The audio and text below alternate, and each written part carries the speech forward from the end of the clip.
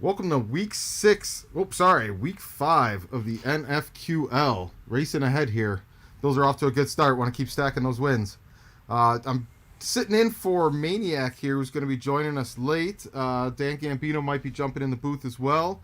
But we've got Greg Thompson. I hope I'm saying your name right, Greg. Greg Yeah, Thompson you're good. from Cover One. Is it just Cover One? Cover One Sports? Let's make sure we get the Yeah, brand. cover1.net. I host the Cover One Buffalo podcast. All right. Thank you for joining us here tonight. We've got the Bills facing the Jets with their first home game of the season.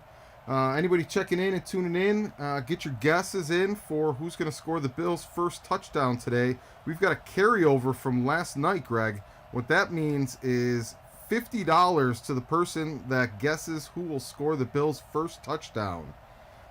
One guess, get it in the chat. We're going to knock it down and put it on the books. News this week. So, Greg, if you probably haven't been following so far yet this season, Josh Allen re-signed 2 weeks ago for a $236 million 7-year contract. This past week, Tremaine Edmonds re-signed at 6 years, $70 million. And just this week, Devin Singletary declined a 5-year, $30 million deal for his extension. So we've reached the point in the franchise where all of these young players are starting to come up for their extensions, and all of that's got to be managed with a cap. No, I mean it's obviously reality, being able to put yourself in Brandon Beane's shoes and being able to figure out who you can afford to keep and how to slice and dice each of those contracts. It's just part of reality and building. It's the penalty of building a talented team. Yeah, I think they're going to have a tightrope to walk for the next probably 5 to 7 years with all the young talent they've got stacked on this team. The cost of hitting your drafts. Yeah, no, believe me, I would much rather, I say it on the show all the time, if my biggest problem is, oh no, I don't know how to sign all these talented players I keep drafting, give me those problems. Those are the kind of problems I'm looking for here, being able to figure out which of the incredibly talented players that we drafted should get the big contract. What's your thoughts on the drastically escalating quarterback contracts? I mean, we're at a point now where this is 2022. By 2021 in this franchise, Aaron Rodgers' contract is choking the Packers with, I think it's at $37 million in 2021. And when you've already got a young prospect coming up, he starts looking that much more appealing when you're putting that much of a chunk into a franchise quarterback. At what point do we reach a tipping point there where you just can't give that much to a quarterback and have a competitive team? I think it's a fair question. I'd probably push back a little bit on choking.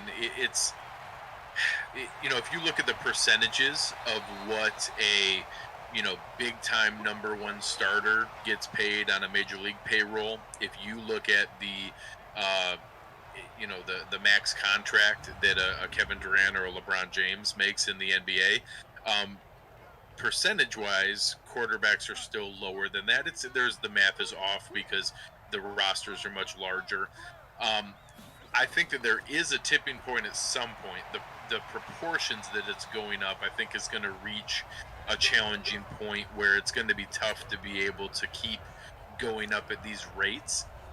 And obviously some guys coming up here, no better example than Patrick Mahomes, is really going to put that to the test. I think, it's tough when it's easy when it's Pat Mahomes. Yeah. When it's Pat Mahomes, giving him the most money makes sense. When it's Dak Prescott and you're trying to figure out, well, should a guy that, I don't know, do you think he's the 8th best quarterback or the 12th best quarterback? Whatever you think he is, no one thinks he's the best quarterback.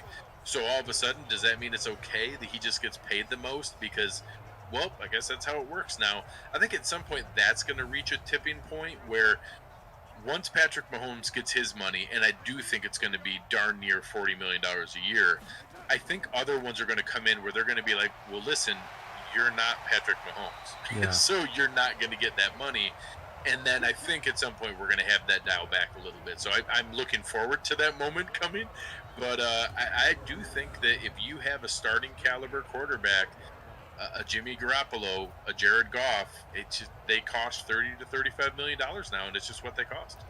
Yeah, see, Dak Prescott is like literally the tipping point for me. Like if you tell me that's the guy that decides either a $35 million contract or finding a new quarterback, I think that's the point where I'm okay with looking for a new quarterback. If I have to pay him that much money, someone else could pay him good, but I don't know. I think you're getting to a point where you're pricing yourselves out of the market at the price that the average quarterback is getting these days. It really puts pressure on teams that draft well, and that's really where it's going to come down to is, do you draft well enough where you don't need the extra, $12 million for an outside linebacker? You don't need the extra $10 million for a CB2.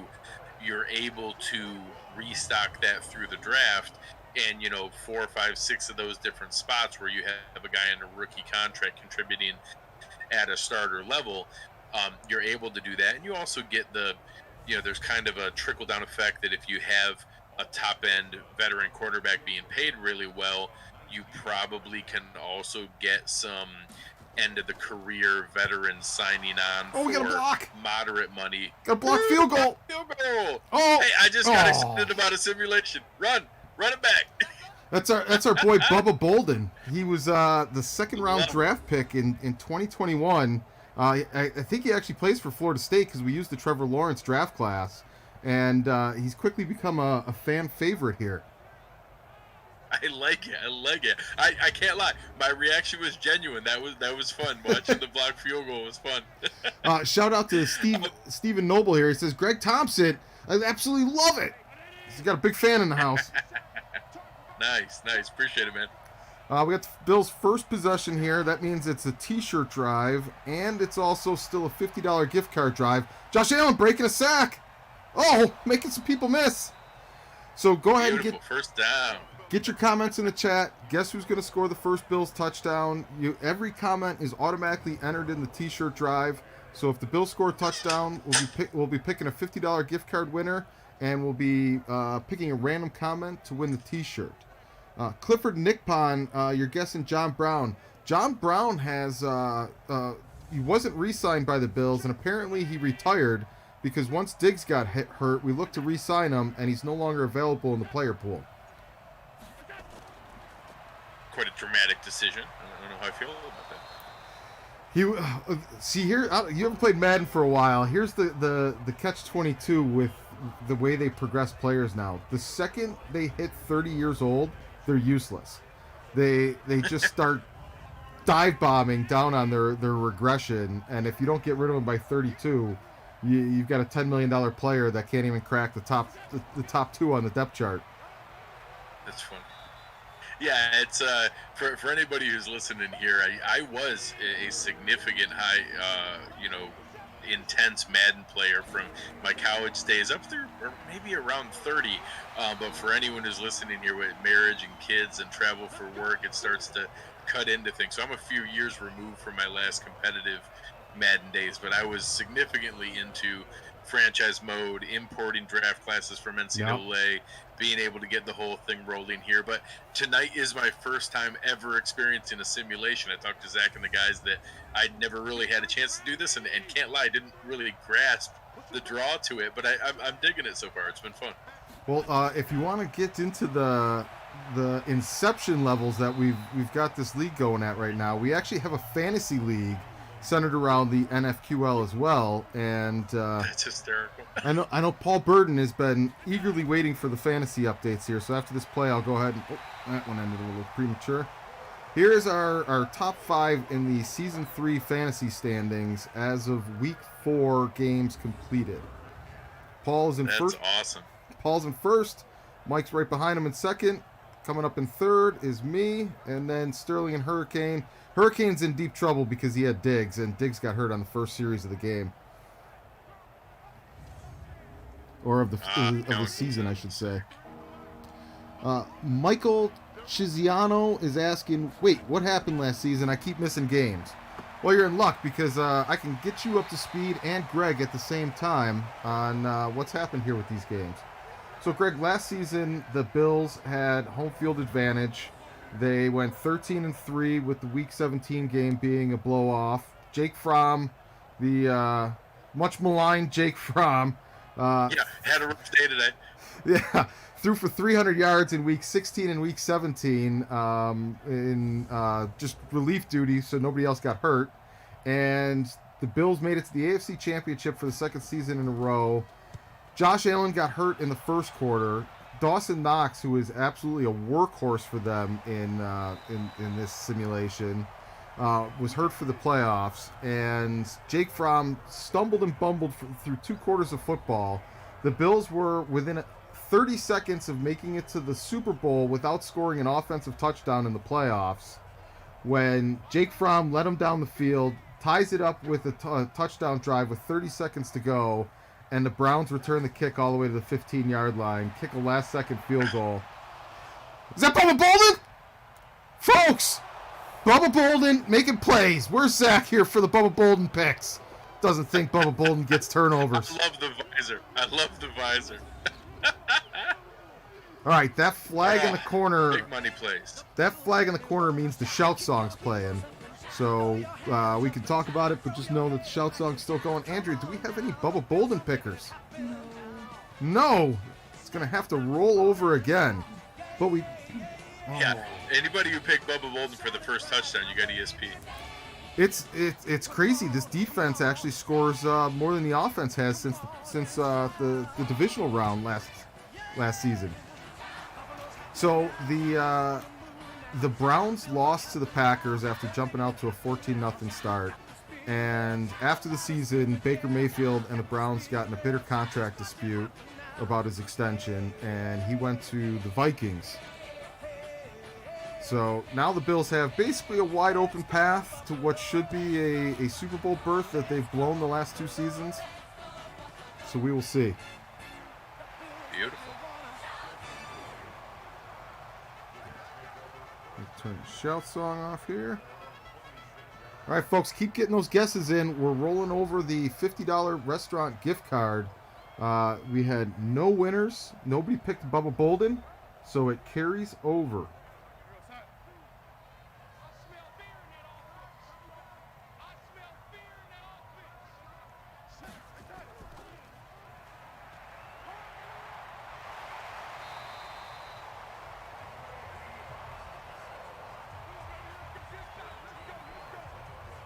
So one of the things that has been prevalent in this simulation team that we talk about a lot, and a lot of the audience would like to see the real Bills kind of work into the team a little bit more, is some aggressive blitzes from the secondary. And if the offense is as good as it should be this season, do you think it gives the defense a little bit more? Like, see, here you go. You got the 2 safeties coming up, looking like they're ready to blitz here on this play. Do you think the Bills have a little bit more freedom to get cute with their secondary and their blitz schemes with a better offense?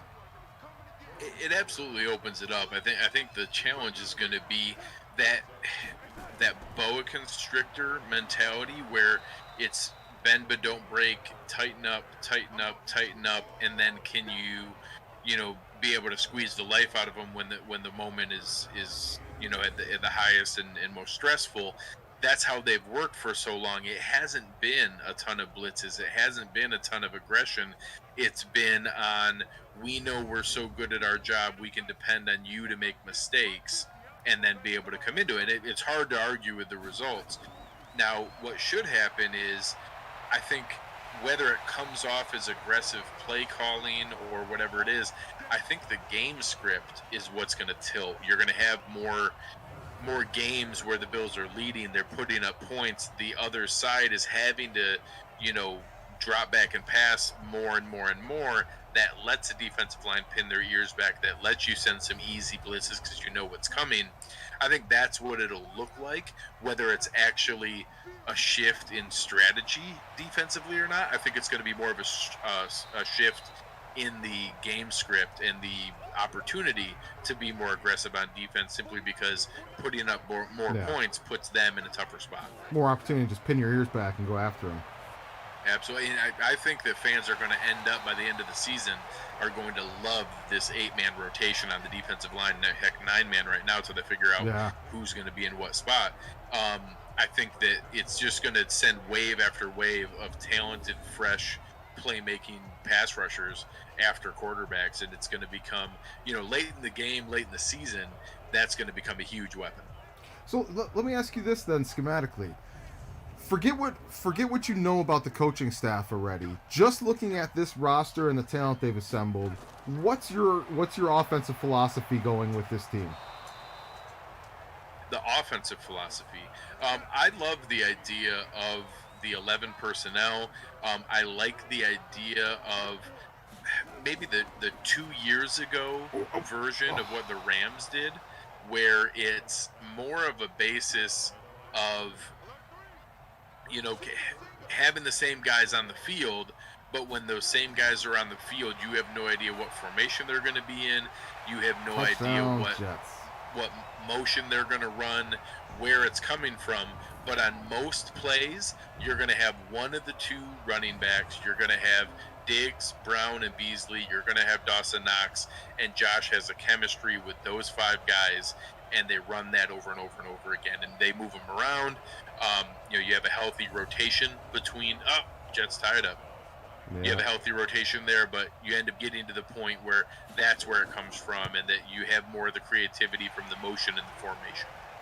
I think as long as Dawson Knox continues on the path he has, they're going to have a lot of flexibility between a pretty aggressive and talented 3-receiver set and a decent 2 tight end set with both Croft and Knox finally being healthy. I think they can. I think if they commit to it, I think they can go power as much as they can go spread and be able to do both in the same game. Absolutely, they're going to give themselves plenty of options. They still have depth. People roll their eyes at Lee Smith. He's still a phenomenal blocking tight end. People roll their eyes at having Patrick DeMarco. He's still a good fullback. So you have options there. You can go in different ways. Depending on which rookies, make the roster here, you're still talking about, you could have a receiver that can block like a Duke Williams, like a Gabe Davis, whoever ends up making the roster at the tail end. You're able to put some big, strong guys out there that are able to pin their ears back and just, punch the defense in the face. I'm looking forward to having those fourth quarters where Zach Moss is, as he said, making the defenders make some business decisions when they're deciding who they want to tackle. Oh, absolutely. I think if they get into positions with leads, this team is just going to be lethal. My biggest fear, honestly, going into the season is the head coach that only wants to win by a few points per game and doesn't have the killer instinct. I love McDermott as a motivational coach. I think he's the right guy Monday through Saturday, but it concerns me too often with how they manage the clock and how they seem to just want to win by as few amount of points as possible. I really hope that changes this season. I understand how it comes across that way. I don't think that there's any conscious decision of wanting to only win by a couple points. I think people underestimate how horrible our offense was for the past couple years, that it was all they could do to claw and scratch and fight to get enough points to be able to win, period, let alone being so under control that, we know we could score more points if we wanted to, but I only like to win by a couple, so we're not going to score anymore. Oh, boy. It's just, I think that fans get frustrated with the results and apply that to a mentality when really it was, we were executing as well as we could with the talent that we had, and that's just where the results ended up. I think we're going to see more passing this year. I think we're going to be a lot more pass heavy. Fumble, they get it back? No, they didn't. The 2 safeties for the Jets in this game are absolutely lethal. If they even touch you, it's a fumble. Jeez.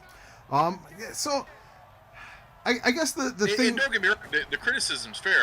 I don't even disagree that McDermott is better Monday through Saturday than he is on Sunday. I think he's better on Sunday than most fans give him credit for. That's fair. I guess the thing that I noticed the most, especially this last season, it looks like a lot of this young talent that they've assembled, like they're they're stallions. They're looking to move fast. They're looking to take chunks, to make big plays, to be aggressive on offense. And when they start games and when they play that way, it seems like boom, boom, boom, they move the ball down the field. But the second they get a lead and they try to change the way they're playing offense and be a little bit more slow and methodical with it, I think that's where they at least from my viewpoint, it seems like they've bogged themselves down a little bit by trying to go too methodical, not playing to the natural strengths of your talent. And I think that's fair, and believe me, I get plenty of calls on the show after games, especially after losses, that come in that way. And I would take you back and show you a litany of drop passes and poorly run routes on deep, aggressive shots down the field that if all of a sudden Dawson Knox doesn't drop that pass, they look like this really high-flying, aggressive offense. But because he dropped the pass, man, I can't believe we run this bogged-down, slow offense that just wants to win by a couple points. Well, catch the ball, and we look a lot more high-flying. Oh, yeah. There was definitely many plays I can remember where they schemed somebody open deep, and somebody in the stands got hit with it. They're not on the same page. They drop the ball, and don't get me wrong. Brian Daboll could do a better job too. That's certainly in the need for improvement on this team. But I always would say I saw more execution issues than I saw strategy and game plan issues. Yeah, that's understandable. I mean, they did. Weren't they in like the top 2 or 3 in like crucial catch drops last season, like the ones that would have had the most impact on a drive? Yeah, I mean, all those stats always make me a little bit crazy because there's judgment in what's a drop and what's simply an incomplete pass and things like that. But in plenty of metrics, Josh Allen had the highest drop rate of any quarterback's receiver core of what was out there. I saw a couple where if you took Dawson Knox's drops and just took him from the worst tight end in the NFL, which he was the worst catch rate tight end in the NFL, and took him to just average, not all of a sudden make him amazing, but just took him to average, it took Josh Allen out of all the stats that everybody goes nuts about as the worst deep passing quarterback and no completions over 20 yards, or, lowest percentage over 20 yards. All of a sudden, Josh Allen becomes average there as well. So it just shows how the domino effects impact that. And plenty of that's on Josh, too, putting a more catchable ball, getting them in better position. Do you think Dawson can get there? So I think I'm going to give the biggest anomaly example in history to show that it's possible, but also I'll reinforce it to say that doesn't mean it's likely. Many fans don't realize Tony Gonzalez led the NFL in drops his first and second year in the league. Not tight ends, he led the NFL in drops the first 2 years in the leagues. He was a joke. He was made fun of as he was going to be a bust because he couldn't catch the ball. He ended up having the second most catches in NFL history, and by far the most by any tight end ever. So it certainly shows that with time and attention and focus and effort on improving yourself, you can change that and do that. Now, plenty of other guys have busted out of the league because they can't catch the ball and can't maintain focus. I would say the contested catches and the ability to make tough catches down the field show me that it's more technique and focus than in a skill that he's missing. So that gives me reason to believe that he can turn that around. Mm-hmm. But there's certainly a great deal of effort needed to actually come through on that. The fact you bring up Tony Gonzalez with the drop stat makes me kind of wonder off the top of my head if is that kind of common amongst tight ends, like even the great ones, where did they have a lot of drops in kind of the early years? Because isn't tight end one of the more complicated positions to get up to speed? Because both your blocking, the passing game, the run game, you've got responsibilities across the board there. Isn't that kind of like maybe a common struggle for young talented tight ends? Is the catching kind of comes after the fact? I'd say not that dramatic, but yes, in general, I think you see improvement in all areas there. I think fans maybe miss the fact that the tight ends have to go to 2 rooms. Like they're often spending time in the offensive line room working on the blocking schemes, then switch over and go to the wide receiver room, and having to do that, they're doing a lot of double the film work double the scheme strategy homework, and having to grasp all that changing technique. A lot of them did not block all that much in college. Dawson Knox certainly didn't at Ole Miss. I think he had 29 catches all of college and ran like 2 routes coming in. So anybody who knows kind of my partner over at Cover One with Eric Turner, the originator of the site, he put it that when Dawson Knox was coming out, he was going literally from an elementary school level of tight end play to not only the NFL, but Brian Dable's, Earhart Perkins, New England system of tight end play is the most complicated. And it's like jumping from elementary school to graduate school all in one leap. And he did pretty well when you consider how big of a jump that was. Ooh, there's a nice sack. So, what's Cover One kind of got going on in the off season? Are you guys working on anything different, content wise for the season coming up? Is there anything rolling out as we start moving towards the training camps and everything else that's coming on? What's happening with Cover One right now? So a lot of the same things other people are doing, trying to fill the time, be coordinated with it. Eric's done a lot of really strong video breakdowns, going through all the new guys coming aboard, especially a lot of work with Diggs, a lot of the rookies, showing the capabilities, where Zach Moss is going to fit in.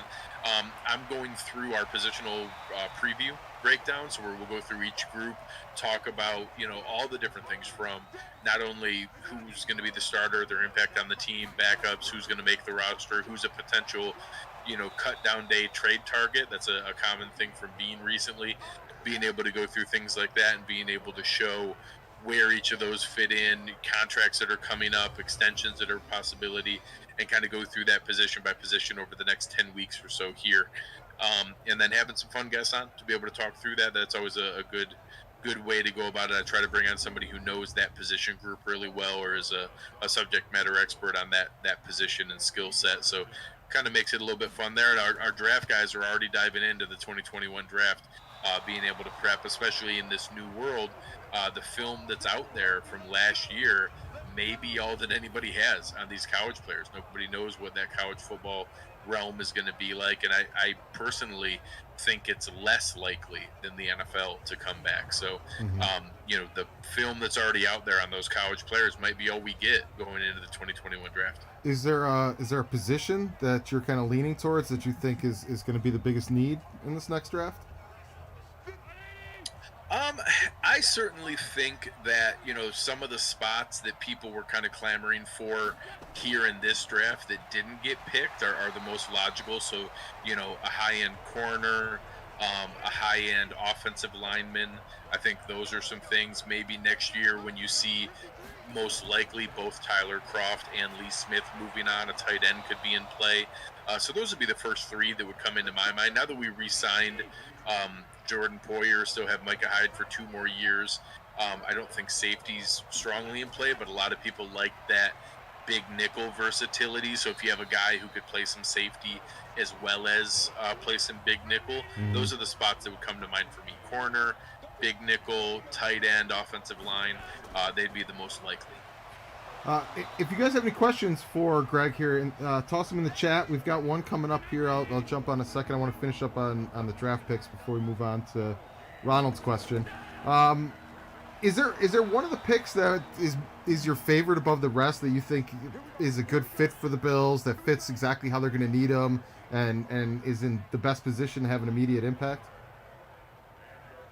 I mean, obviously, I think the higher picks are exciting players. I like AJ Epinesa. I like being able to see Zach Moss's fit there. I was a huge fan of Tyler Bass. I got to see him in person when I was down there for practices the week of the Senior Bowl in Mobile. Everybody loved Rodrigo Blankenship, and obviously I get the hot rod and the goggles and the whole deal. Anytime you can see Rex specs, it's hard not to get excited. But when you're thinking of, this is the best kicker in college football, Tyler Bass crushed him all week. I mean, consistently more accurate. And when I'm saying crushed him, there was one area where I had the opportunity. I was talking to Sal Capaccio.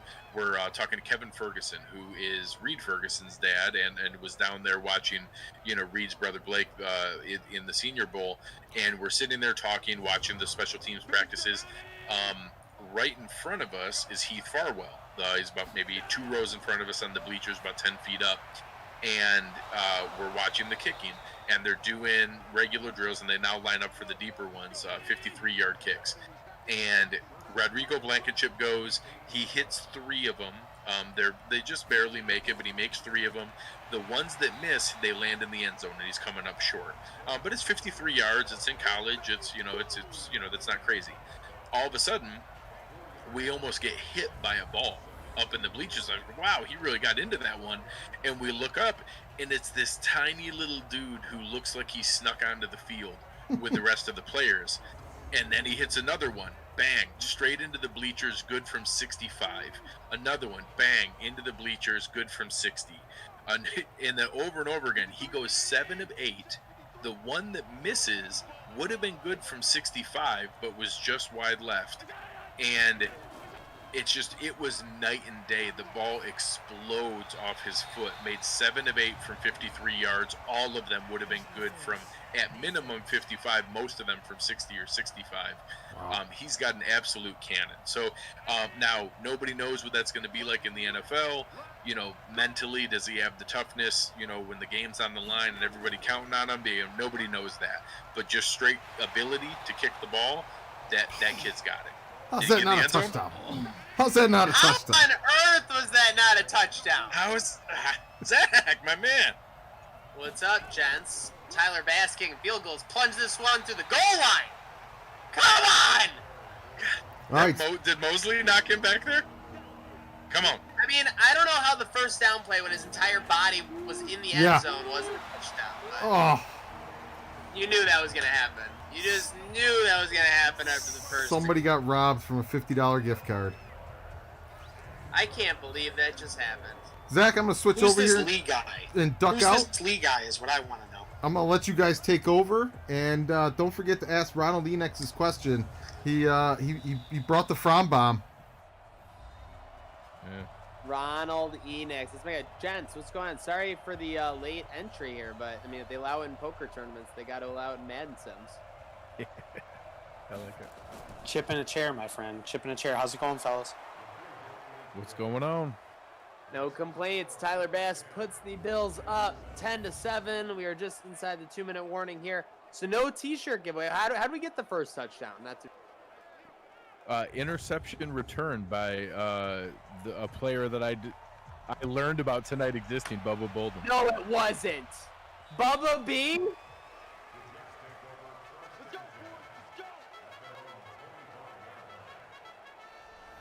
I'm never coming late to a Madden Sim again. I can't believe I just missed a Bubba B pick 6. That's like Bubba Bolden's the man. He's the man. I can't wait to get my Bubba B jersey. Oh, I would have loved to see him at training camp next year. Training camp this year might not even be happening. I have a feeling it's going to happen. I have a feeling no fans are going to be allowed to be there regardless of where it is. I think now they've pretty much firmed up it's going to be Orchard Park, but I think the NFL decided that every team has to stay in their home location, is not allowed to travel. But I don't think it's going to be open to fans regardless. If I was the Buffalo Bills, since we are a team of the people and America's new team, I would allow the fans to elect 10 fans to attend the Buffalo Bills training camp. I like it. I think it's creative. Yep. I want Bill's dad. I want the chefs. I want Elvis. I want Mama J. I want Bill's Vader. I want Bill's Foot. Pinto Ron. And then a couple others. I don't know who. Yeah, represent. I like it. Uh-oh. So I'm trying to juggle back and forth between watching the live feed so I can see it as it's happening. Where's the easiest spot to get to the chat?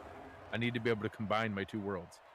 So are you in the I'm in the Discord and I had the Periscope open. Okay, hold on. You're popping my cherry here.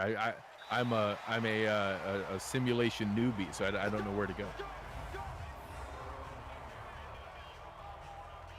Beautiful. Yep, that would be best to go. Yeah, so wait, did Chris run you through the gauntlet of how you are somehow you used to be anti-sim and now you're changing your ways? Yes, we talked about it beforehand, and that I was a huge Madden player, early on, and being able to go through, the franchise mode and everything, and that, I was a little bit confused in, just understanding, the I get the competitive side of it when two people are playing, but I wasn't sure about, what was the draw of a simulation. He actually explained it really well about, how the game can get kind of gimmicky and people run some of the same stuff over and over again, and it's not really a great representation of what it's like to play the game. That I actually, now it made more sense, doing the simulation, building the franchise, doing the draft, signing the players, re-signing it, and then letting the computer play it out. I can get my mind around that. It makes sense to be able to see that. Josh Allen, nice, getting the first down.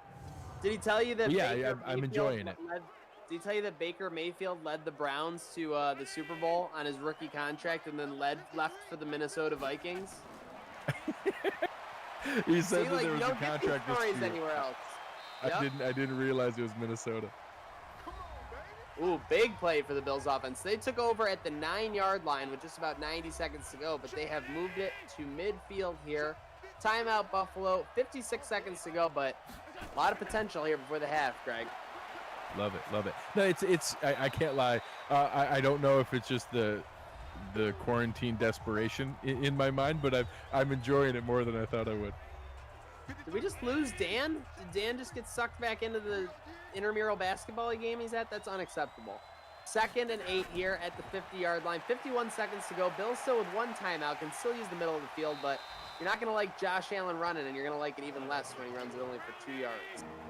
Clock is going to be ticking. This is where it gets sticky. See, so they had 52 seconds. Now they got 27. They didn't use the timeout there like they might have. But now they go over the middle. Are they going to go no huddle? Yes, they are, and that's going to be terrible. As you see, the clock is running. Dawson Knox is celebrating. 6. Come on, hustle. 15. Now this is kind of weird. When they go to this replay, it's almost like the clock stops. It enters like a time vacuum where time isn't ticking off right now. Yeah. Like there's still going to be at least 12 seconds left when we go back. We're in an alternate universe somewhere? Yeah. We're not in the actual universe right now. See, and then they took the test. So let's see. 9 seconds. So see, okay. So even though it's 15 you couldn't seconds, take the timeout before Dawson Knox did his shimmy? Yeah, very questionable. And now, of course, we're going to run T-Bass on with 9 seconds left because it's 1986. Tyler Bass lining up for a 52-yarder. Greg, is he going to get it? It's good. Okay. Sneaks it through. 4 seconds left in the half. I'm still worried about Dan. I don't know. We might have to put an APB out for Code Sox, but just me and you, GREGTOMPSETT. I love it. I love that we drafted Tyler Bass because it's one of my few like in-person stories I have of like watching the player and being able to. So now I get to tell that story whenever he comes up. So if he has a long storied career, I'm gonna milk that story unbelievably. I heard that story. I know I came in a couple minutes after, but yeah, kicking into the bleachers. I mean, that just sounds insane. Move over, Blankenship. We got a slag out of the. Yeah. I mean, what's going to go? Obviously, you'd think Tyler the team, seeing as the Bills drafted him. On kickoffs, could it be like a moonshot tactic? Because you saw like on that one field goal where he like lined it up from 65 yards. I mean, I couldn't even fathom how high that ball got in the air. Yeah, I mean, they'll have some options. I think he and Farwell will play around with it, and I think they'll have times where they want to mess around and see, can you get it way up in the air and make it come down, right at the 5, right at the 3, where it's in play. And, honestly, it seems crazy, but I know Justin Tucker played around with a strategy where he tried to force someone to fair catch it inside the 5 or inside the 10, because if you didn't, it's a live ball. So if the offensive team tries to go get it, it's they can go after the ball. I think it'd be fun to play around with it there. I think for the most part they'll just kick it out of the back of the end zone and take the touchback. Yep, most definitely. I like having it in their bag though. I like having that club in the bag. Oh, I am a big fan of the like half pooch kick, like silo shot down to the 15 or 10 for sure. I'm big on that. I don't think the returner gets momentum going. I think more often than not, you see that one inside the 25. So I'm all for a little trickery on the special team side of the ball. Bills will start with it here in the second half. And Greg, the $50 restaurant gift card is still up for grabs. Predict who you think is going to score the first touchdown for the Bills in this second half. If you've already submitted your guess, you're locked in. But submit your guess, and you could win a $50 gift card to your favorite local restaurant. Love it. Love it. So now I don't know if Chris told you, we call the I formation the Drew formation because when we had Drew Gear on from Rock Power Report, they ran the I formation about 35 straight times, and he was just in love with it. He was loving the fact they kept running. That sounds about right. That sounds like Drew. That sounds about right. First set of downs, they need the 35, and they are going to get it. Island complete out to the 36. That's Schwartz making a play. Beautiful, beautiful. Yeah, I'm still learning some of the players. So who are some of the draft picks that are impacting the team here? I've seen, obviously, your man Bubba Bolden. I've seen a couple other numbers that I'm not familiar with. Who are some of the impactful offensive players that have come on board in this year?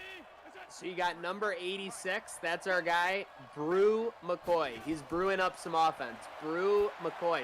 A big role with Diggs, who's been out for about a month so far and still going to be out for almost 2 more months. So Brew McCoy, big impact. You got Anthony Schwartz, who you saw. So he's number 16 for the first 2 games. I was calling him Foster.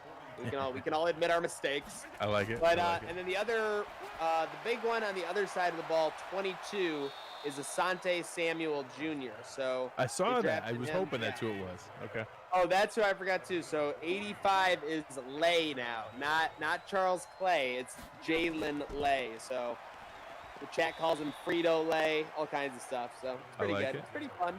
People are getting mine. I'll tell you what. You think you're not into these Madden sims, and then all of a sudden you're getting upset over a fourth quarter turnover. Well, he showed me the fantasy score earlier. That people have a fantasy league off of the players on the team. That's like 6 levels of inception. My mind isn't wrapped around that yet. Oh, big time. And speaking of shout outs, we got Josh Arnold. First thing he's watching on his new device is the Bills Madden sim. So shout out to him. And there's our fantasy standings. You saw there. We got so much going on here. I mean, it's not even bragging, right? There's just a ton going on. We got the Madden sims. We got the Gratwick Gaming 2v2 Rocket League tournament. Got the 50-50 for charity. $10 a square. Someone could be winning $500 when this Madden Sim Super Bowl happens, and they could be also making a huge donation to their favorite charity. So it really is a win-win there. Speaking of win-wins, Josh Allen takes off on 3rd and 13, and he plunges ahead for that first down, Greg. Whew. Making up for that sack is big time. Seriously. Making it happen on offense on this first drive of the second half. Folks, get those guesses in. You could win $50 to your favorite local restaurant if your bill finds the end zone. Let's get some Brew McCoy guesses in there. Let's get some Schwartz guesses. Let's get some Zach Moss, the boss. Let's go. We are inside How's Moss the 30, been Greg. coming in here? How have they balanced the usage between he and Singletary? Has it been shared, or is it still primary and backup? Singletary is your primary. He's been getting about 15 to 18 a game, and Moss is probably closer to 4 to 8 depending on the game. There have been a couple games where he's gotten closer to double digits. But yeah, goal line work especially. But yeah, that's how they've broken it down so far. So basically, Singletary inside the 20, or sorry, outside between the 20s, and then Zach Moss inside the 20. That's far off what we're going to see. I think that you're going to have maybe a 60-40 split. I think that it's still going to be primary Singletary, but I don't think it's going to be 80-20 or 90-10. I think you're going to see similar 15 to 18 touches, 10 to 12 touches for Moss, and I think there's some games where the Bills are milking a lead that Moss could really start to pound away and kind of salt away a lead late in the fourth quarter. Screenplay. Yep, nice screenplay. I like the call. Take advantage of the Jets' aggressiveness. Yeah, I mean, believe me, I want Singletary to be getting 25 touches or every game. But for his longevity, I mean, yeah, it does seem like his sweet spot in a game is about 17 to 20 touches, maybe, a little less rushes, about 3 to 4 receptions. Keeping him in all phases of the game. You want to keep him fresh, obviously. Yeah, 15 carries, 3 to 4 catches. I think that's just right. I think Moss can actually do pretty similar give him 10 carries, give him another 2 to 3 catches. I think that's the right mix. I love what Moss brings to the table for sure. Devin Motor, very shifty. Feels like Moss will be plunging right ahead. 3rd and 5. They get to the 4. Are they going to give him the spot? They will. I would say to get it. Beautiful. First and goal, Zach Moss. So I just caught myself right there. I was genuinely rooting for the first down. That was real. I saw him getting out of bounds, and I wanted the first down there. So I'm emotionally in, whether I want to or not. There was one. I mean, Josh Allen never slides in the sim, and then there was one where it was 3rd and like 12, and he had a lane for the first down, and he slid to make it 4th and 5. And if you listen to the audio, I'm just beside myself. I could not believe that he slid. That's awesome. It was like when Martell slides in the replacements. Oh.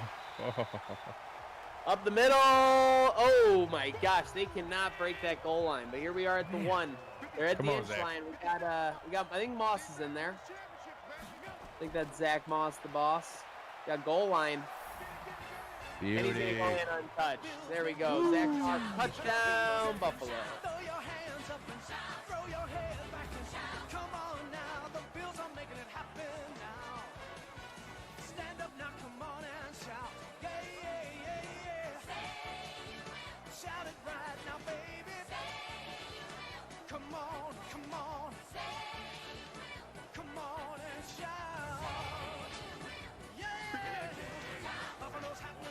So how do you guys handle the restaurant winning here? How do you decide between the 3? You're gonna see in just a second when this shout song concludes.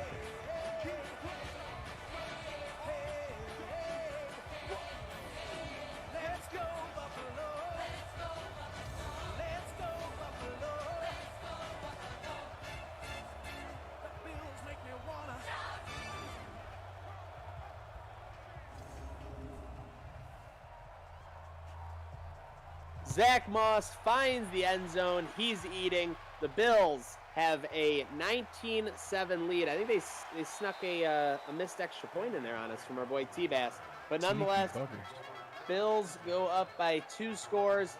Zach Moss eaten, and you could be eaten too now. $50 restaurant gift card. We had 3 Zach Moss guests. So chat, you know what to do.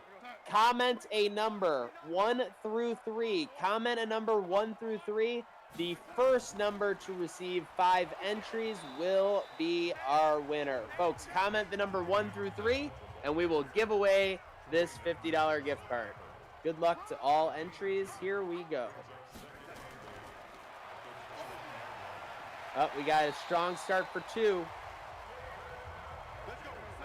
Okay, they went for the 2-point. I missed that. Oh, here comes 1 and answering back. Up now 3. We got 2 entries for 2, 2 entries for 1, 3 entries for 3 now as it goes storming ahead. We are just 2 away for 3. Going down the stretch, who's it gonna be? We got 3 2s, 3 2s, 3 3s, and 2 1s. What's gonna happen here, folks? Oh, we got 3 of all 3. It is the first to 2 now. 1 is just 1 away, and 1.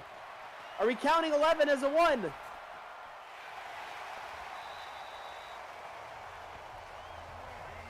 Judges, are we counting 11 as a 1? I endorse it. Okay, we are. Chat says yes. The judges say yes. 1. You have 1. Let's get that from our truck. Jason, congratulations. My goodness, Jason T. And he commented number 1, so it's like he knew. Jason Towell, congratulations. A $50 gift card to your favorite local restaurant, courtesy of Gratwick Gaming and Trainwreck Sports. DM Trainwreck Sports on Instagram or Facebook to claim your prize. Congratulations, Jason Towell. Congratulations to the others that commented, Moss. And congratulations to everyone for entering. Stay tuned for more giveaways. You know, with Gratwick Gaming and Trainwreck Sports, they never stop.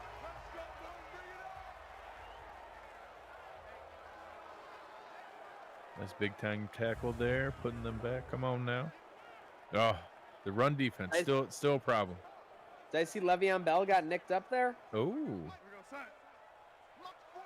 Looks like it's not a major injury though, 'cause he's on the bench. Typically, when they go to the bench, they're definitely coming back in. Missed tackle. I can see that missed tackle coming a mile away. They're down to the 4. Was that Trey White on the missed tackle? It's like the only time he gets beat in the sim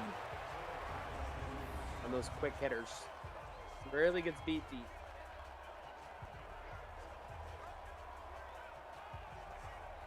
The UMD Buffalo Lakers say, "Go Buffalo."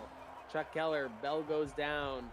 Pete Barini, good job, JT. Wow, we got everyone congratulating JT. What a great chat we have. A lot of camaraderie in there. Teamwork. Teamwork makes the dream work. Seriously. Couldn't have said it better myself. First and goal at the 4. I need a goal line stand here. Yep. Play action. Crushed. That blitzing secondary, they stay active, Greg. Beautiful. So is that Dante Jackson? Now that I couldn't tell you. We'd have to have our truck pull up our roster. But Who's 29 in the new sim? Is that Dane? Is that Dane Jackson? Is that the draft pick from this year? Okay, that's him. Let's go. Beautiful. Love to see it. Meanwhile, Gase can't see anything. He's bug-eyed on the sideline. He's looking in every direction. Looking for tacos. Bills peeling those ears back. Oh, pinning those ears back. Sorry. Down to the 8. And here we go. 3rd and 8. 3rd and goal at the 8. Get the hearts up in the chat, folks. Greg, who do you think is going to make a play here? I like it. I want to see AJ Epinesa get some pressure. Okay, have you seen it? Did he do anything in the first 20 minutes I missed? Not anything dramatic. I've seen him on the field a couple times I've been watching, but I haven't seen him make any big plays yet. Okay, he's due then, because he's basically playing at a Von Miller pace right now. He averages about a sack per game, so he's definitely due. I think we see him. He's at the top of the screen. Yeah, working out that block. Can't get past the tackle. Thrown into coverage. Incomplete. Beautiful. I thought that was picked. Yeah. I wasn't sure for a second. I was looking for that Madden animation. Everyone knows it takes a second for it to switch, but knocked down, incomplete, and that's a big goal line stand for the Bills starting at 1st and goal at the 4. If the Jets go for a field goal, it'll still be a 2-score game. Yeah, it's good scoregami right there. You need to make sure to keep it out of reach. No doubt. I'd be welcoming this field goal all day as a fan. Is that Vedvik? No, they couldn't. It looks like him. It's funny. Like whatever the simulation look of their kicker looks a lot like Corey Vedvik. Oh my gosh, he's probably having PTSD being in a game against the Bills here. Folks, don't forget 2v2 Rocket League Quarantine Cup coming up this Saturday on the Gratwick Gaming server. Make sure you're following the Gratwick Gaming Discord. All information on that, all kinds of information on other events and giveaways, all things Gratwick. Make sure you're following that Gratwick Discord server. Josh Allen and co. will take the field late here in the 3rd quarter, looking to build upon this lead and, frankly, eat some clock, Greg. Yeah, I want to see that. This is where you get into what's in the simulation engine, what's in their game plan engine. This is where I'd love to see a good, back and forth mix of Singletary and Moss. Come out there passing on 1st down, though. Yep, and they like to do that. They like to stay aggressive with the pass, but it's what you said. This offense is operating best when they're keeping teams honest with the run, because Josh Allen can really be deadly out of play action. That was a nice dart. There he is, Brew McCoy. Back to back. It's a big boy. Yep. Brew, they call him. I think that's where I'm hoping to see. That's the kind of play I'd like to see Gabe Davis be able to play this year. I think that he's going to be that 4th receiving option, and running those go routes up the seam. I think it's a nice spot for him when you have so much attention going to Brown and Diggs and Beasley. Is there a more strange prospect for the Bills' offense at this point than Duke Williams? I mean, he played sparingly last year. Anytime he was in the lineup, it was seemingly like he was a big part of the game plan. But now he's going to have a full offseason. Obviously, they drafted Gabe Davis. He's not going anywhere. And like you said, a lot of people expecting him to be the 4th option. A lot of good things he was able to do at UCF. I mean, do you see Duke Williams fitting onto the roster this year? My boy Duke. I mean, it's tough because I think that he proved to be an NFL caliber player, but I also think that there were still some gaps, there were still some issues, and I think that the double down of both Gabe Davis and Isaiah Hodgins is tough. I think that really, both of them are big play, big bodied, strong receivers, high point, and the biggest one is Isaiah Hodgins had the best catch rate of any receiver in the draft. He has unbelievable hands. Most metrics had him as one drop last year in Oregon State's pass happy offense, and that's pretty incredible for a guy with 6'5", 6'6" size plus that jumping ability. That's really what they were looking for Duke to be, is that high point red zone weapon, and that's going to be a big push, in my opinion. It's going to make it pretty tough. I think he's a great story. I won't be upset if he makes it, but the math is getting tough here, because now you're talking, if he makes it, is that Andre Roberts and Isaiah McKenzie get cut? Are they cutting a 6th round pick like Isaiah Hodgins, who probably would have been a 4th or a 5th round pick in any other wide receiver draft that wasn't one of the deepest in history? I think it's really tough, and I feel bad because I think he earned a path to it, but I think he's on the outside looking in as of right now. Can they practice squad him again? He is luckily, Zach Touchdown, Moss. Buffalo. Singletary. Yep, this time it's Devin finding the end zone, putting to Buffalo back up double digits.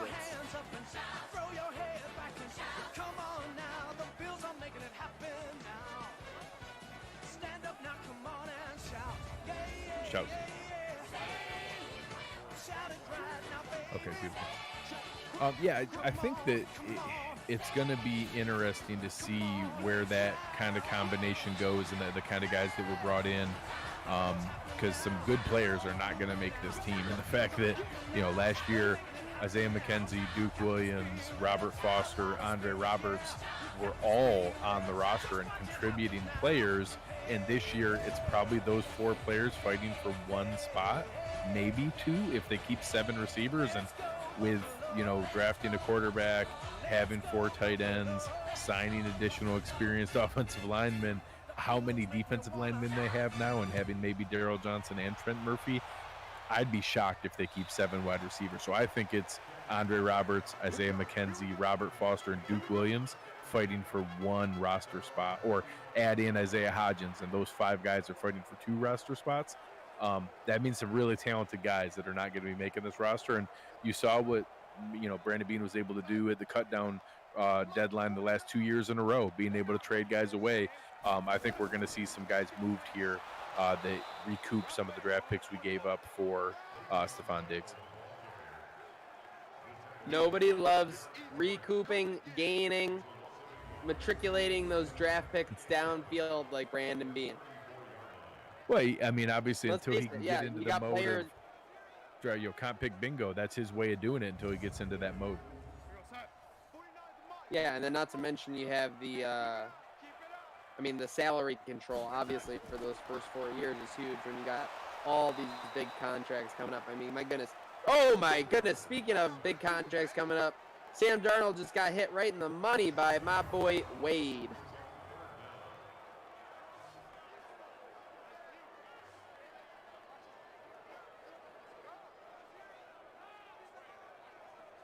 So this is a common topic on the stream, Greg. What are you thinking for Trey White? What is going to end up happening with his contract situation? My guess is that his representation, they're best suited to ride it out. I think that they're best suited to play this year, go into the 5th year option year.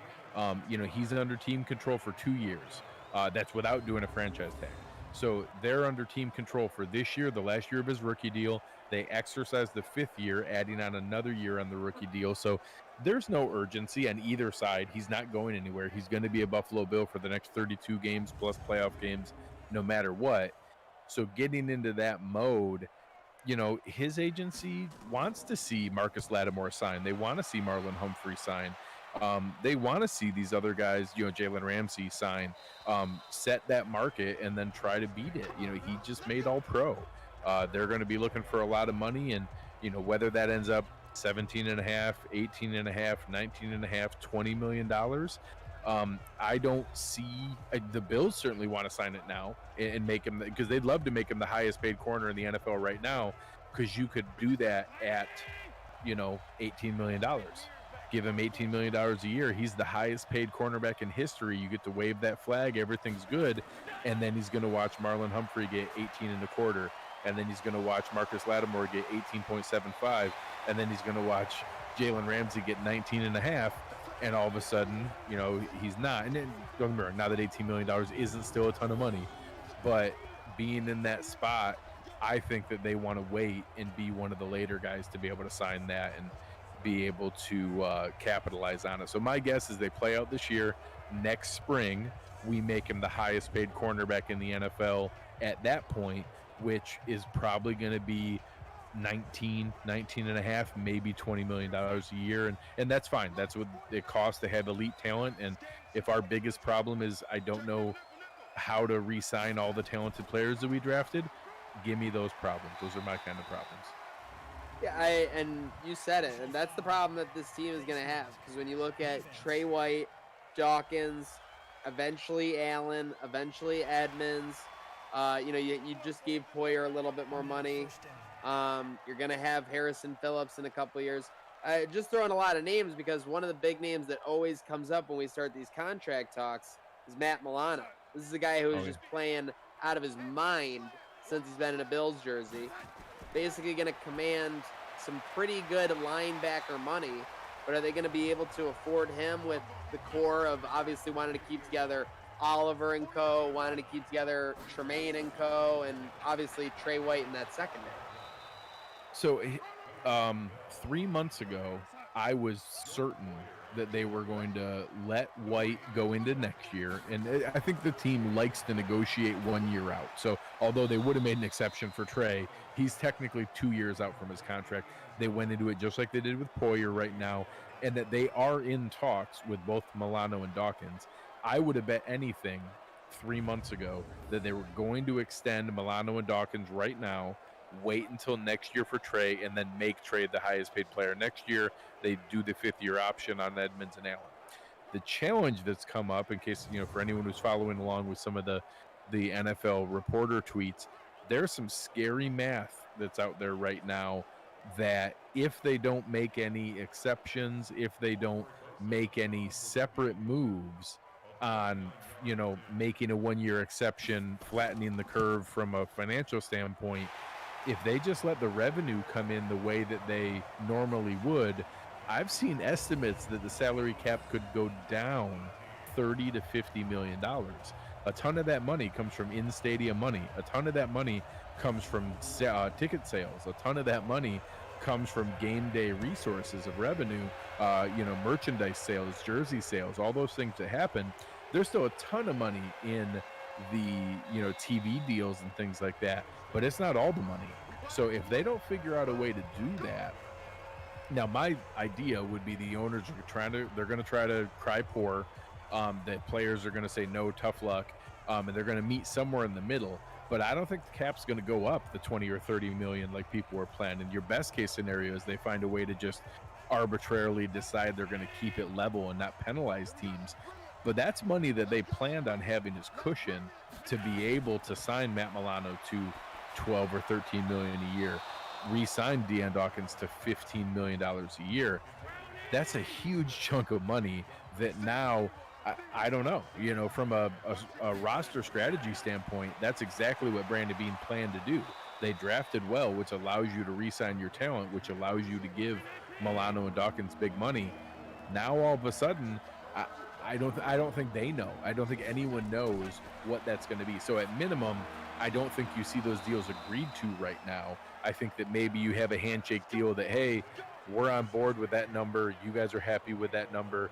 We got to put a pin in it until we find out what the NFL is going to do with the 2021 salary cap. And then we can all just hope that they find a reasonable way to manage that. And then they announce the re-signing there. But as of right now, it's really hard to imagine that they're going to find a way to re-sign those guys before they know what that cap looks like. Greg, you just scared the crap out of me, dude. Now, I've been looking at projections for 225, 230 Oh, million, yeah. and you're telling me it could drop down to 150? Now, I will say, now, I don't think there's any way they let it go down that dramatically, even if the revenue is there, even if that's what the equation says, because you would literally cripple. So there are some teams that there are no moves they could make to be able to get to that. Number. There's nothing they could do. So Like the there's no way Rams they're would going to have to give up. The Rams would Heck, have the to go to the Cowboys. CFL. Yeah. The Cowboys would have to forfeit their season. There's no math that lets them get there. So I don't think they're going to be that dramatic. And the only silver lining I can give you is, even if there's no increase, every single GM just made all their plans and strategy as though there was going to be a pretty dramatic increase. So even if there isn't, and they just find a way to keep it flat, and hey, it's going to be 200 million again next year, there are 25 teams in a worse position than the Bills. So it's not good news for the Bills by any means, but there are 25 other teams who are in a worse position that don't have a bunch of young talent to be able to keep the roster around and be in decent shape. So it would be difficult for Brandon Beane, but there's a lot of other teams who would be in way worse shape. Sounds like from what you told me, like, because basically, Bills fans spent all of 2018 eating the 50 million in dead cap, getting the situation ready. So it sounds like versus this awesome situation we had kind of cultivated with a ton of cap room, the Bills will survive while other teams are just basically going to be in cap hell if that situation comes to fruition. So the weird part the NFLPA is going to be in is let's go through just the thought exercise of what it would look like. And we're watching the Josh Allen drive it down here for probably the nail in the coffin in the game here. By the way, shout out Adam Gase going for a field goal on last drive on 4th and 1 inside the red zone. Love to see Down Gase 12. making those kind of decisions. Yep. Anytime you can take it from a 12-point lead to a 9-point lead, you just have to do it. So let's go through the thought exercise of let's say it does go down, and there's no way it's 50, but let's say they somehow do put the case together that the cap goes down 20 million, and it's now 180 million after being 200, and they're going back in time 2 years. All of a sudden, you're talking about every team has to release multiple big-time players. No franchise player, no big-time free agent that's coming up is going to get any contract, and every single released player is either going to not have a job or not get any contract. So it would be bad for every team, but what would normally fans just thinking about Buffalo be like, oh man, that means we're missing out on Dan Dawkins and Matt Milano. Well, in that scenario where every other team is having to cut multiple players just to barely get down to the cap, who's going to sign them? Who has money to get them for any deal? It's such an unprecedented situation that I have to assume that the NFL would basically give an amnesty year or something. Maybe they even work out a deal saying, hey, we know that the future NFL TV money is going to be these huge increases. We're going to borrow forward from a little bit of that. And next year would have gone, let's say we did need to drop back to 180, and then all of a sudden the TV deal would have jumped at 30 or 40 million back to 210 or 220. Let's all just kind of shake hands that we're going to do 2 straight years at 200 million and call it even. I think they're going to work out some kind of deal like that where they do a softening. Anybody who's an NBA fan will know that a few years ago they had that proposal out there when there was the 1 year that the cap jumped a ton, and they tried to propose a smoothing where it went evenly. They probably should have done that in hindsight because some guys got crazy money they shouldn't have gotten, and the next year didn't get anything. They'll use that as an example to try to figure out a way to smooth it. Shout out the NBA. Yeah. They're usually ahead of the curve. It's not crazy. Yeah, no, you're right. Especially as far as player relations, you see them. They've already locked down their deal in Orlando, so they're locking that up. Speaking of which, so we got the Jets driving. They're down 15. Obviously, they're in the no huddle, but we're looking for a turnover here, I think. Yeah, come on, pin your ears back. I want to see a sack. I want to see a pick six.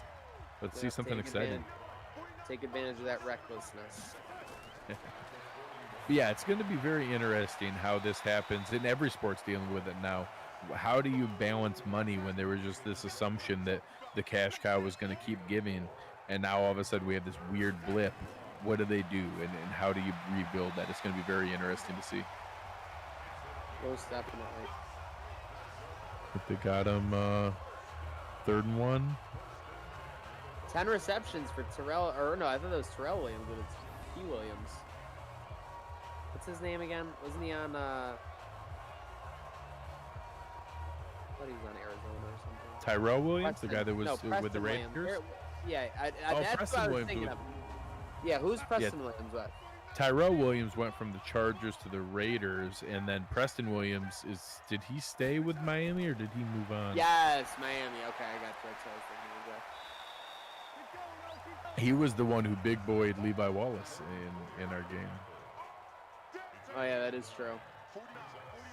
He's a physical presence if he could ever get his stuff figured out.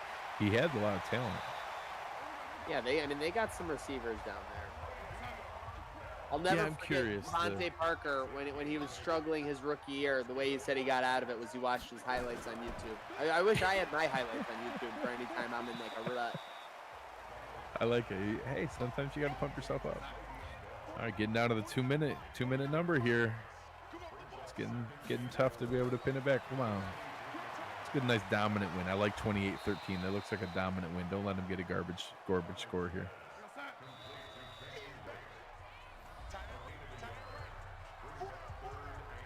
But as we're getting a little bit closer here, Zach, I appreciate the opportunity to come on here. I told you I was a little cynical or confused in it, and I can't lie. I've been on board. This has been a lot of fun. It's been genuinely entertaining, and obviously anytime you have a chance to talk Bills, that's always my kind of place. So big play by Trey Edmonds there.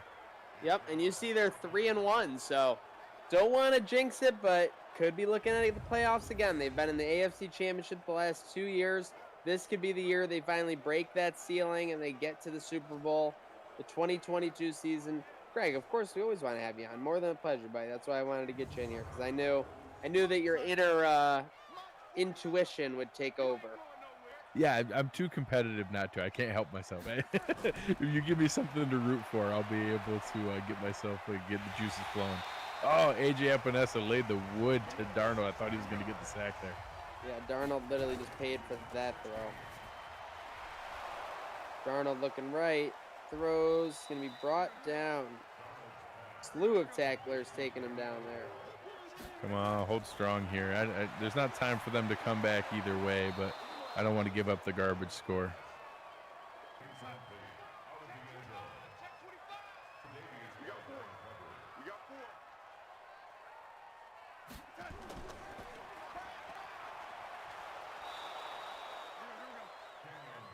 Drake Going running strong left. tackle. No good. I think they're going to run maybe a field goal here. No, they Darnold still going need the end 2 zone. touchdowns. Yeah, they still got to. Oh, no, Yeah, I was that's joking. it. Of course. That's it. Yep, Gase that's gonna might. be game. Gase, you never know. All cards You are on the table never when it's Adam Gase. know with our guy, Adam Gase. Greg, while we're winding down here, obviously Bills Mafia wants to see these victory formations. Tell the people, I know you were talking about what cover one was going, what you guys got coming up, and just a quick reminder where everybody could find you at. Yeah, come on over, have some fun. Find me on Twitter at Greg Thompsett, GregTompsett. Having fun on the Cover One Buffalo podcast. We're starting up our position previews here. Going to be going through each spot over the next 10 weeks, bringing on some different experts throughout the Twitter world on each of the position groups, talking about who's coming up next on contracts, where the starting battles are at, where the roster position battles are at, and how they can put that together, and having a lot of fun. Trying to interact with everybody and going back and forth. We got guys already breaking down 2021 draft film for guys in college last year, but I think because they're afraid there might not be any more film to break down for those guys coming up. But the draft guys are having a lot of fun too. But come on over, check us out, cover1.net, Cover One Buffalo podcast, anywhere you find your podcast. Always having fun with Bills Mafia and having a good time on Twitter. That is what Twitter is all about, having some fun, talking Bills, talking shop. 43 seconds left. They're still running out of the Drew formation, trying to pad these stats for Singletary. I'm definitely going to talk to him about the Drew formation. I love it.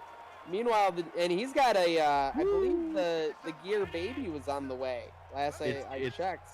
Yeah, it's getting real close here. It's they're down to the final hour, or it may already be here. I know they're getting close. They're running out of runway, as they say in the aviation industry. Now we have victory formation. Victory formation. Are they going to run it again to run it up? Nope, they'll run out the clock. And the Bills will go on the road and get a big divisional win coming off that loss last week. Again, bouncing back against the Jets. Adam Gase throws down his clipboard. There you see it. Yep, coming back, bouncing back after that Browns game. A huge win against the Jets. And next week, they'll be going on the road to face their 2019 playoff opponent, the Houston Texans, before going on the road to the Packers before the bye week. So, Greg, I know you said you were very impressed with this sim. Any final thoughts for our viewers here before we sign off? Any shout outs? I can't say I won't lie. This was a lot of fun. I really genuinely enjoyed it. It was fun to see, and I could tell if I had been fully on board from the beginning, knowing about the drafted players, who was re-signed, who some of those guys were. I think I could totally see people really diving into this full bore. I get the draw, and I enjoyed it. It was a lot of fun, and I like the it's just seeing the franchise mode, the fruits of your labor, seeing it play out slowly. And right now, when we're all begging for content, I can get it. It makes more sense, and I'm a convert. You won me over.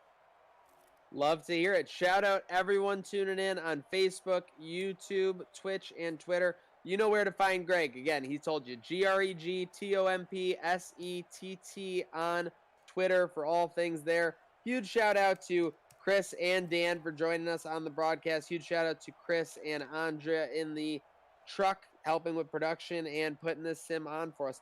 Folks, don't forget, tons of things going on the Gratwick side of things. We have another sim tomorrow. We have a 2v2 Rocket League Quarantine Cup tournament taking place this Saturday. Get on the Gratwick Discord to sign up for that. Because, folks, I mean, it's always a great time chilling with you. So, again, a shout-out to the Bills Mafia on YouTube, Twitch, Facebook, and Twitter. Again, one last reminder, join that Gratwick Discord community to stay up to date with all things Gratwick. Discord.me/Gratwick for more info there. Folks, thanks for tuning in again.